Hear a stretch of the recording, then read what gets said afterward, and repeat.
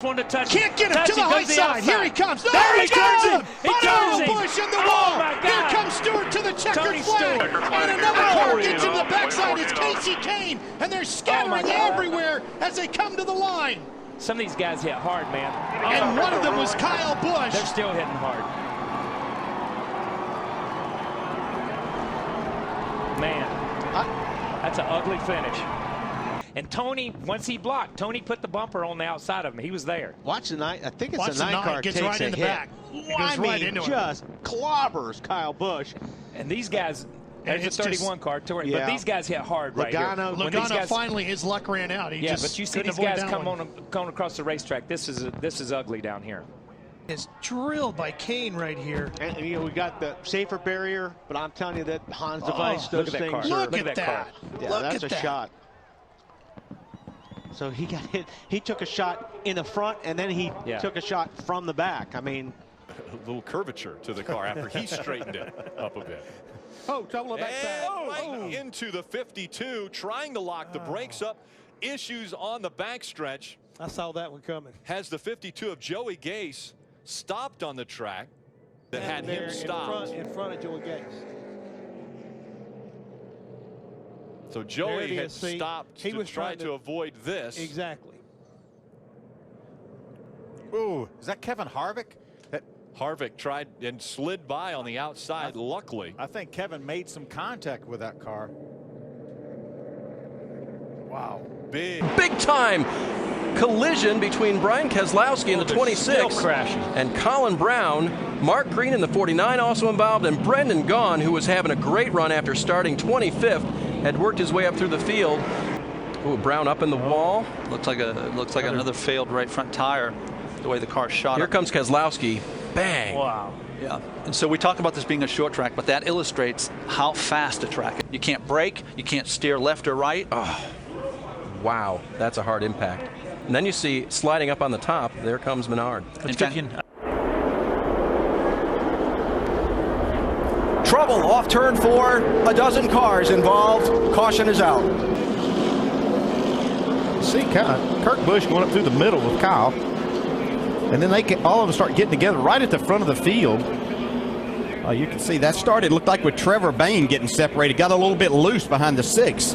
You see somebody drives right underneath of Allgaier. Yeah, that's the 52, Reed Sorensen, that was underneath. He was completely underneath. See Johanna Long getting a piece of that. Not a lot of contact, but she has some damage to the left front. I believe it starts right here. Watch Trevor Bayne. May have to jump out of the throttle and get sideways here. A lot of times, June, you have to jump out to keep them running over that car in front of you. Your car will just jump for about a half a lane. I'm telling you, Reed Sorensen was completely underneath Justin Allgaier's car. Here's the first move. Oh, trouble. Dillon gets turned around into the middle of the pack. Casey Mears is the one that hit him. Caution is out. Race is over.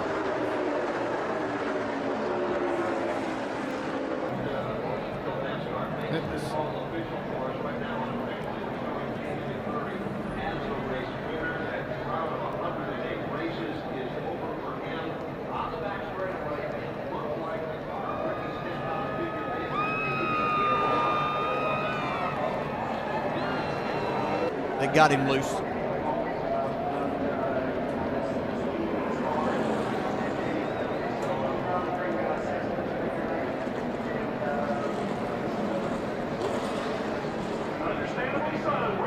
The longest. Whoa, there goes the 5-car round. Yellow. Oh, Whoa, and big hit. Ridge is there. Got a lot of 97 of Ambrose. Look at this 28 car. Is that the 38 car? All jacked up in the back. Somebody's underneath him. So much we can't even see who that is. Got a little fire out the exhaust. That's the 84 of Scott Speed. 0-1 able to get through, and then there's the contact with the 84, the 70, 38, 77 up against the wall. 70. Benedetto! And everybody! Good. Oh, no. Are you kidding me? This is big. Wow. But it.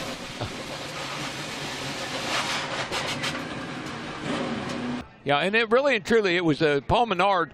He gave to Benedetto a little shove, but it was on the outside, on the right side, and that just turned the Benedetto into the outside wall, and then it was on from there. And a different situation than we saw in the clash between Menard and with Jimmy Johnson, but it was a similar thing. The next pit stop, and just, you know, those guys got tangled up there up front, and we were in the middle of it. So I know I had one car on my roof, and everybody else just kept piling in. So I don't know exactly who that was, but it was one of the more wild wrecks. All of a sudden, everything just like got really smooth, and I realized I was up in the air.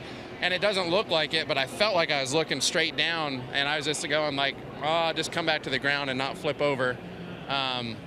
Casey Mears, gets tagged and nowhere hard. for Dale Earnhardt Jr. to go in that 88 car. Two more cars hard in the wall behind them. One is Hornish. Someone has run underneath the 5 car, it looks like. The other's Reed Sorensen, and Mears ends up on his roof. It's Sam Hornish in the 77, because I knew the car just picked up off the ground all of a sudden. It's up high, and he just loses it there. Comes down right. Just clipped Dale Earnhardt Jr. Got turned him around. But now this is when it really is bizarre. Watch this.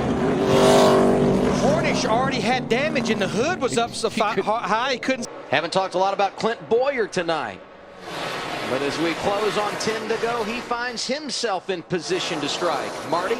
Well, that's because he's been in the back of the pack on purpose. Adam, crash on the track. Adam. Just talking about Airborne. A.J. Allmendinger, Jeff Gordon, David Rudiman, Matt Kenseth all involved. Behind him. He goes there. Wow. I don't know if the 2-car got into the back of him and sent him to the inside and he overcorrected. You know, it almost looked like the car in front of him slowed down. Good point. And he turned to the left. Wow. And then corrected maybe. Yeah, that's really a strange act. Man, Matt did a good job not hitting that car, but then he got clobbered.